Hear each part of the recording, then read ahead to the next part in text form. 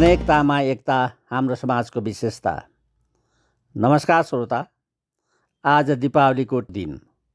शुभ दीपावली 2082 को पुनित उपलक्ष्यमा सम्पूर्ण श्रोताहरूमा मेरो हार्दिक मङ्गलमय शुभकामना। श्रोता, आज मैले समाजका केही रोचक परम्परालाई प्रस्तुतिको विषय बनाएको छु। त्यस्तै आश्चर्यजनक परम्पराबाट हामी अहिलेको अवस्थामा आइपुगेका हौँ। श्रोता, समाज परिवर्तनशील छ। सामाजिक परम्परालाई व्यक्तिले परिवर्तन गर्न सक्छ। संस्कार परिवर्तन गर्ने क्रम पनि बढिरहेको छ। धर्म, संस्कृति, गोत्र र थर नै परिवर्तन गर्ने प्रचलन त 600-700 वर्ष पहिलेबाटै हुँदै आएको हो। तर व्यक्तिको जात नै परिवर्तन गराउने पहिलो व्यक्ति भने राणा प्रधानमन्त्री जङ्गबहादुर र भीम शमशेर नै थिए। स्मरण रहोस्, जङ्गबहादुरले अनेकौँ अछुत मानिँदै आएका जातिलाई पानी चल्ने जातमा परिणत गरिदिएका थिए। यसै गरी भीम शमशेरले उत्तरी भेगका केही मङ्गोलियन मूलका जातिलाई जनै लगाइदिएर पाण्डे छेत्री बनाइदिएका थिए। जुम्लाको पाण्डुसेरामा बसोबास गर्दै आएका व्यक्तिहरू 600-700 वर्ष पहिलेदेखि पाण्डे थरबाट चिनिँदै आएका थिए। बसोबास स्थलको नामसँग जोडिएर पाण्डे बनेका व्यक्ति र भीम शमशेरले जनै लगाइदिएर पाण्डे बनाइएका दुवै समूहले अहिले पाण्डे नै लेख्ने भएकोले छुट्याउन सकिँदैन। श्रोता, हाम्रा अधिकांश थरहरू 600-700 वर्ष पहिलेबाटै बने झैँ हाम्रो जात पनि व्यक्तिद्वारा सम्पादित कार्य प्रकृति, पेसा व्यवसाय तथा सामाजिक मान्यता अनुसारै क्रमशः बन्दै आएका हुन्। शिक्षा नै जीवनको अभिन्न अङ्ग बनेपछि भने चलन चल्तीको जात र थर परिवर्तन गर्ने समस्या मात्र भएको हो। प्रारम्भमा हामी सबैका पुर्खाहरू समान थिए। श्रोता, भौगोलिक एवं सामाजिक असमानताले पनि एकै परिवारलाई विखण्डित गराउँछ।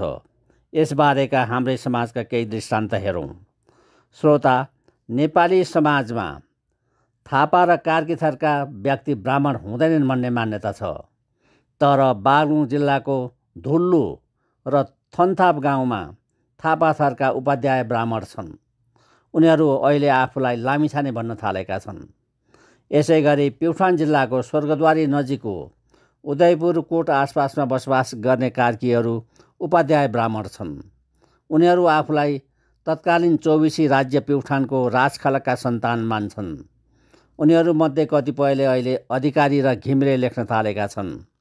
2017 साल पछिकै सरकारी लिखतमा उदयपुर कोटका कार्कीले उपाध्याय ब्राह्मण लेखेका प्रमाण पाइएका छन्। श्रोता, काठमाडौँमै बसोबास गर्ने केही ब्राह्मणहरू अहिले बौद्ध धर्मावलम्बी बनेर वज्राचार्य समाजमा मिलेका छन्।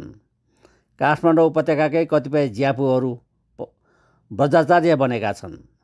यो धार्मिक स्वतन्त्रताको प्रभाव हो। स्मरण रहोस् श्रोता, ब्राह्मण वज्राचार्य हुने बिहारलाई ब्रह्मचक्र महाविहार भनिन्छ।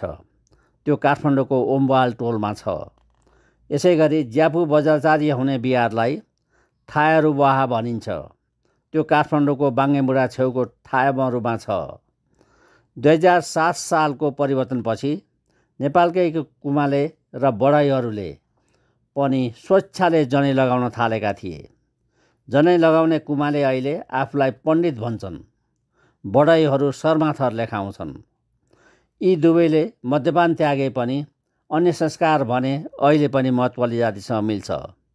श्रोता, बसोबासको भौगोलिक एवं वातावरणीय प्रभावले एकै समुदाय बीचको परम्परागत मान्यता र परिपाटी परिवर्तन गराउँछ। अहिले हामीले मान्दै आएका परम्परागत संस्कारलाई हाम्रै भावी पुस्ताले नमान्न सक्छन्। दृष्टान्तको निम्ति नेपाल र भारतकै विगतका केही वैवाहिक परम्परालाई हेरौँ। नेपालको हिमाली जिल्ला हुम्लाका केही भोटे जातिमा अहिले पनि बहुपति प्रथा कायमै छ। जिल्लामा खटिएको सुरक्षा अधिकारीको हैसियतले केही वर्ष अगाडि मात्रै गाउँ बस्ती भ्रमण गर्ने क्रममा मैले सदरमुकाम सिमकोट नजिकैको बर गाउँमा एउटै आमाका 4 भाइ छोराकी एउटी साझे बुहारी पाएको थिएँ।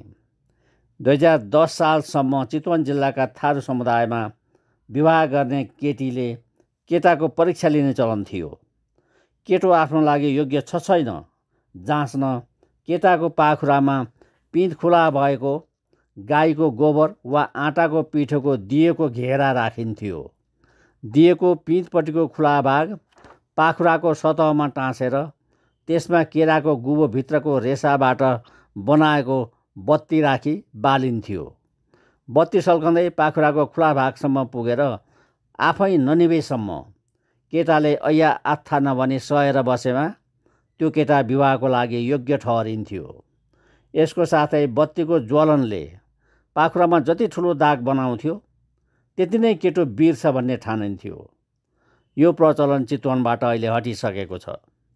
श्रोता, भारतको सिक्किमका लेप्चा जातिमा विवाह गर्नु पहिले केटीले सिस्नो लगाएर केटाको परीक्षा लिन्थे। सिस्नोको डाहा खप्न नसकी मुखबाट आवाज निकाल्ने केटो विवाह गर्न योग्य हुँदैनथ्यो। भारतकै आसामको नागाल्यान्डमा नागा जातिको कन्यासँग विवाह गर्न चाहने केटाले कुनै व्यक्तिको टाउको नै काटेर देखाउनु पर्थ्यो।